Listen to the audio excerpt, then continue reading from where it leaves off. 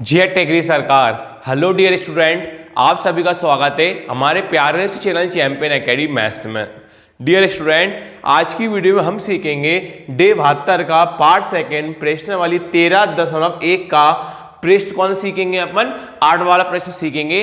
ये board exam के लिए मोस्ट इंपॉर्टेंट प्रश्न है। और डियर स्टूडेंट, अगर आप सभी मेरी वीडियो डे 1 से लेके डे 71 तक मेरी वीडियो नहीं देखी हो तो मैं आप सभी के लिए डिस्क्रिप्शन में प्लेलिस्ट की लिंक दे दूंगा।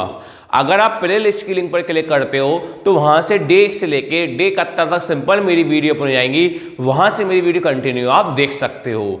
अगर आप चैनल पर फर्स्ट टाइम आए हो तो प्लीज चैनल को लाइक कीजिएगा, सब्सक्राइब कीजिएगा और शेयर कीजिएगा वीडियो को। तो आज के टॉपिक करते हैं अपन स्टार्ट। देखिए, आप सभी को पता है कि 13.1 में सभी क्वेश्चन किसके हैं, माध्य के हैं। 13.2 में सभी क्वेश्चन किसके हैं, बहुलक के हैं। 13.3 में सभी क्वेश्चन किसके हैं, माध्यक के हैं। तो 13.1 में क्वेश्चन किसके, माध्य के हैं। तो आपको पेपर में यही पहचानना है कि पेपर में क्वेश्चन माध्य लिखा आ रहा है या बहुलक आ रहा है या माध्यक आ रहा है। जो भी प्रश्न आ रहा है वो प्रश्न आप कर सकते हो। ये लाइन से आपको कोई मतलब नहीं, फिर लाइन समझाता हूं लाइन का मतलब क्या है। तो ध्यान से देखना, 13.1 में सभी क्वेश्चन किसके रहेंगे, माध्य के। तो कौन ज्ञात करना है आपको, माध्य ज्ञात करना है।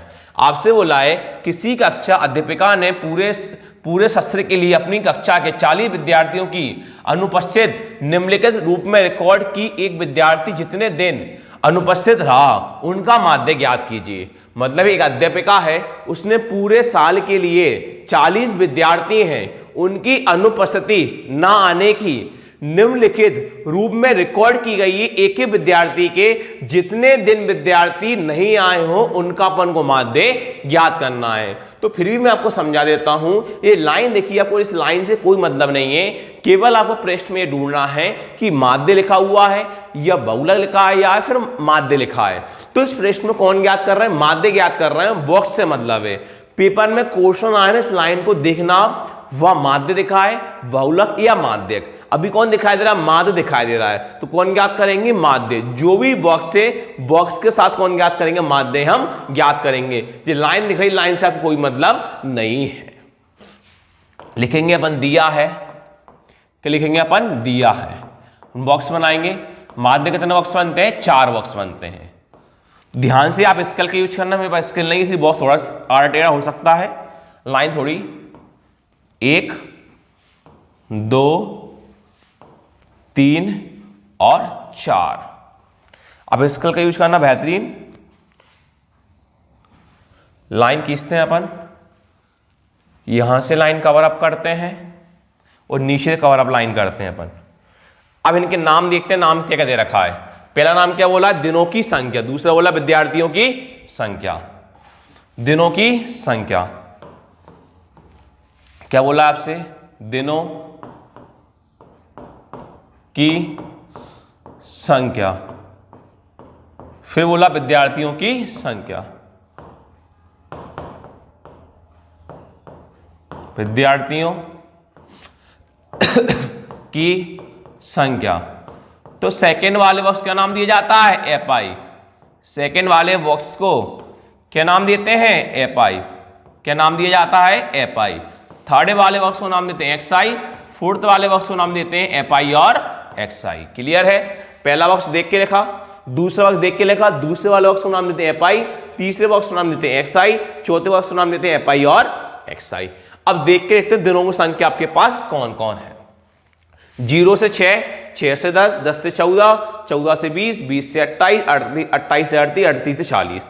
0 से 6, 0 से 6, 6 से 10, 10 से 14, 14 से 20। फिर देखो 0 6, 6 से 10, 14, 10 से 14, 14 से 20, 20 से 28, 38 से 28 से 38, 20 से 28 और 28 से 38 और लास्ट में 38 से 40। तो प्रश्न अपन ये ज्ञात करते हैं। अब इनकी देखते हैं, दिनों की संख्या थी, अब विद्यार्थियों की संख्या गिनते हैं। 11 10 7 4 4 3 1, 11 10 7, 11 10 7 4 4 3 1, देखते हैं वो ये क्या, 11 10 7 4 4 3 और 1। अब अपना पहला बॉक्स देख के लिखा, दूसरा बॉक्स देख के लिखा। अब बात आती है सर हम तीसरा वाला बॉक्स xi का मान कैसे निकालोगे। तो मैंने आपको हर बार माध्यम में सिखाया है कि xi का बॉक्स कैसे निकालते हैं। जो भी यहां संख्या दे रखी होती है इन दोनों वैल्यू को प्लस करके पर आधा करते हैं, जो भी मान आता है हम देख के लिखते हैं। कैसे देखिए ध्यान से, 0 से 6 तक है, कौन है 0 से 6 तक, तो 0 प्लस 6 करो, बटे में कौन लगाओ 2। 0 प्लस 6 कौन होता है 6, बटे में कौन है 2। 2 कौन 6 कितनी बार में आता है 3 बार में, तो पहला मान कौन आया 3 आया। जो भी संख्या लिखी हो बीच में कौन लगाओ प्लस, बटे में कौन लगाओ 2, तो प्लस करके आधा करना, वहीं से आपका मान आ जाता है। तो पहला मान कौन आया 3 आया। अगला देखते हैं अपन, अगला आपके पास कौन है 6 और 10, 6 और 10 प्लस लगाओ, बटे में 2 लगाओ।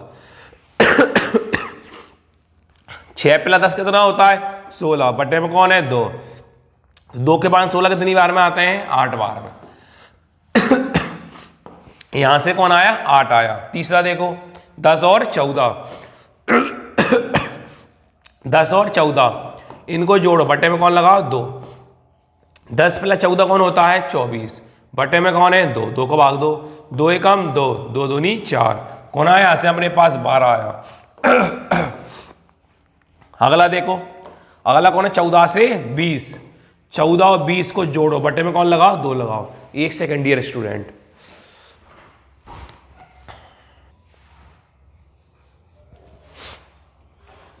देखो 14 प्लस 20 कितना होता है 34, बटे में कौन है 2, 2 को भाग करो, 2 एकम 2 कितना बचा 1, 1 और 4 14, 2 सत्ते 14, यहां से अपने पास कौन आया 17 आया। अब अगला देखते हैं, अगला कौन है आपके पास 20 से 28, 20 से 28, 20 प्लस 28 बटे में कौन लगाओ 2, 20 प्लस 28 कितना होता है 48, बटे में कौन है 2, 2 का भाग करो, 2 दूनी 4 और 2 चौके 8, यहां से आपके पास कौन आया 24 आया। अगला देखते हैं, अगला आपके पास कौन है 28 से 38, 28 से 38 बीच में कौन लगाओ प्लस, बटे में कौन लगाओ 2, 28 प्लस 38 40, 68 कितना होता है ये 66, कितना होगा 66, बटे में कौन लगाओ 2, 2 का भाग दो, 2 तिया 6 और 2 तिया 6, कौन आया यहां से हमारे पास 33 आया। अगला देखते हैं 38 और 40, 38 और 40 इनको जोड़ो प्लस लगाओ, बटे में कौन लगा 2, 38 प्लस 40 कितना होता है 78, बटे में कौन है 2, 2 का भाग करो, 2 तिया 6 कितना बचा 1, 1 और 8 18, 2 9 में 18, यहां से अपने पास कौन आया 39 आ गया। अब अपना तीसरा बॉक्स तो निकल गया। अब चौथा बॉक्स कैसे निकालते हैं, यह एफ का मान है, यह एक्स आई का मान है, यह एफ आई और एक्स आई है। तो आप क्या करोगे एफ आई और एक्स आई का, जी एफ आई और एक्स आई, यहां एफ आई और एक्स आई का इंटू कर दोगे या मान लिख दोगे तो आपके पास एफ आई एक्स आई का मान आ जाएगा। शुद्ध भाषा में इसका इंटू इसमें कर दोगे तो यहां का मान आपके पास आ जाएगा। करते हैं, अब ये छोटे मोटे इंटू तो आप कर सकते हो, डायरेक्ट इंटू करके दिखा देता हूं, मैं डायरेक्ट इंटू कर लिख देता हूं, आप इंटू करके देख सकते हो कि 11 का इंटू 3 में करना तो नहीं सिखाऊंगा कैसे करते हैं। 11 इंटू 3, 11 इंटू 3 कौन होता है 33, 10 इंटू 8, 10 इंटू 8 कौन होता है 80, 7 इंटू 12, 7 इंटू 12 कौन होता है 84, 4 का इंटू 17, 4 इंटू 17 कौन होता है 68, 4 इंटू 24, 4 इंटू 24 कौन होता है 96, 3 का इंटू 33 में 3 इंटू 33 कौन होता है 99, और 1 इंटू 39, 1 इंटू 39 कौन होता है 39। अब क्या करते हैं दूसरे वाले बॉक्स को और चौथे वाले बॉक्स को अपन करते हैं प्लस, इसको बोलते हैं सिग्मा, सिग्मा एफ आई दूसरा वाला बॉक्स और सिग्मा एफ आई एक्स आई, ये चौथा वाला बॉक्स को प्लस करते हैं। सिग्मा क्यों लगाया, सिग्मा सूत्र में है इसलिए सिग्मा लगाना मजबूरी है। तो सिग्मा एफ आई के मान को प्लस करना है और सिग्मा एफ आई एक्स आई मान को प्लस करना है, तो अपन प्लस करते हैं। 11 plus 10 21, 21 plus 7 28, 28 plus 4 32, 32 plus 4 36, 36 plus 3 39, 39 plus 1 40, कौन आया 40। यहां को जोड़ो, आप देखो पीछे कैरी, पहले पीछे संख्या अलग जोड़ो, साइड की संख्या अलग जोड़ो। 3 प्लस 0 3, 3 प्लस 4 7, 7 प्लस 8 15, 15 प्लस 6 21, 21 और 9 30, 30 और 9 39, 39 का 9, कैरी कितनी आएगी 3 आएगी। 3 कैरी दी, 3 को जोड़ लो आगे, 3 और 3 6, 6 8 14, 14 8 22, 22 6 28, 28 9 37, 37 9 46, 46 और 3 49।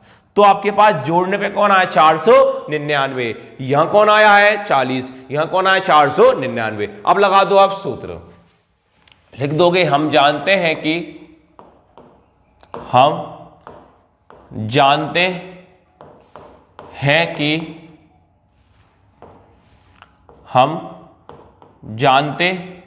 हैं कि सूत्र लगाओगे माध्य x बार सिग्मा xi वटे सिग्मा fi, ये माध्य का सूत्र होता है। मान रख दो बस सिग्मा fi xi, तो सिग्मा fi xi का मान कौन है 499, सिग्मा fi xi का मान कौन है 499। तो अब सिग्मा fi xi का मान कौन लिख दोगे 499, वटे में कौन चल रहा है सिग्मा fi, तो सिग्मा fi का मान कौन है 40, सिग्मा fi का मान कौन है 40। तो अब सिग्मा fi का मान कौन रख दोगे 40। अब मैंने आपको सिखाया था माध्य बहुलक माध्य के जब भी प्रश्न करते हो इस चैप्टर में बटे में कोई संख्या आती है आपको कभी भी नहीं काटना, हमेशा आपको भाग दर्शाना है, वो भी साइड में ही भाग दर्शाना है। अगर आप साइड में भाग दर्शाओगे तो ही आपको प्रॉपर 4 में 4 नंबर मिलेंगे, अगर आप भाग साइड नहीं दर्शाओगे तो 1 नंबर आपका वो काट सकता है। तो 40 का भाग करेंगे 499 में, इसी पेज के इसी आंसर में दर्शाना है, पीछे आपको रबर में नहीं करना। तो 40 का भाग करेंगे 499 में, करते हैं 40 का करते हैं 499 में।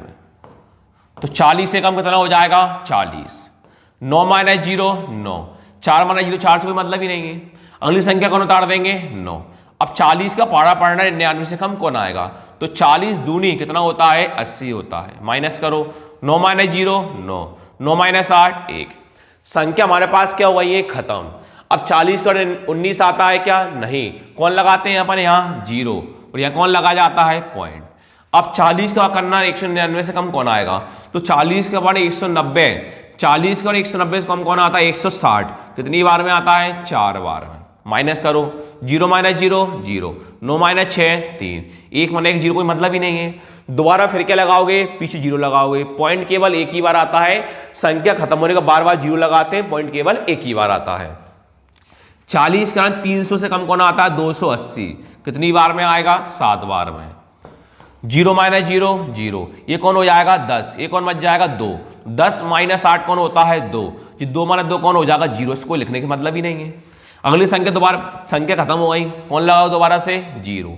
तो 40 का 200 कितनी बार में आता है 5 बार में आता है। तो आपका आंसर कौन कहलाएगा 12.475, कौन कहलाएगा आंसर 12.47 और 5। तो पिछली वीडियो में आपको यही सिखाया था, आपको हमेशा जो भाग करना है ना, पहले नहीं आपको ये सिखाया था मैंने, पीछे आंसर कुछ भी दे रखा हो पीछे हमें कोई मतलब नहीं। क्यों मतलब नहीं है, क्योंकि हम उनके आंखों के सामने भाग को दर्शा रहे हैं। पीछे क्या है, कभी पॉइंट का 1 संख्या मान आंसर है, कभी पॉइंट का 2 संख्या मान आंसर है, कभी पॉइंट का 3 संख्या मान आंसर है, तो हम रट के तो आंसर जाएंगे नहीं, इसलिए आपसे कह रहा हूं मैं भाग आपको दर्शा के दिखा रहा हूं। तो पिछली वीडियो में आपको सिखाया था, पहला नियम ये था आपको हमेशा पॉइंट के बाद 3 संख्या तक भाग करना था, तो अपन ने पॉइंट के बाद 3 संख्या तक भाग कर लिया। दूसरी चीज मैंने आपको सिखाई थी, अगर शेषफल 0 आता, अगर शेषफल 0 आता तो अपना आंसर पूरा ये कहलाता। अगर शेषफल 0 नहीं आता, 0 के अलावा कुछ भी आता, तो मैंने आपको सिखाया था पॉइंट के बाद दूसरी संख्या में एक संख्या जोड़ देते। मान चलो शेषफल 2 आ जाता, कुछ भी आ जाता 2 आ जाता, तो हम क्या करते दूसरी संख्या में एक संख्या जोड़ देते, तो 7 के कौन बन जाता 8 बन जाता, पीछे 5 को नहीं लिखा जाता, तो अपना आंसर कौन कहलाता 12.48 अपना आंसर कहलाता।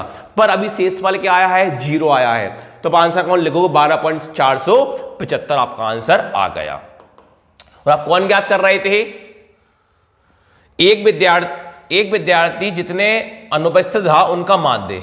एक विद्यार्थी जितने दिन, लास्ट में लाइन लिखोगे, एक विद्यार्थी जितने दिन, अतः एक विद्यार्थी जितने दिन,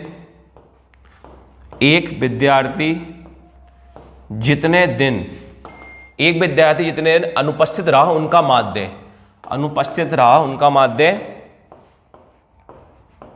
अनुपस्थित रहा उनका माध्य, कितना 12.48 475 दिन हैं। तो कौन ज्ञात कर रहा है? दिनों की संख्या आप ज्ञात कर रहे थे, तो यहां पीछे कौन लगा दोगे? दिन लगा दोगे। तो आपका आंसर कौन आया? 12/475 है। वीडियो अच्छी लगे लाइक करना, शेयर करना, सब्सक्राइब करना। Thank you.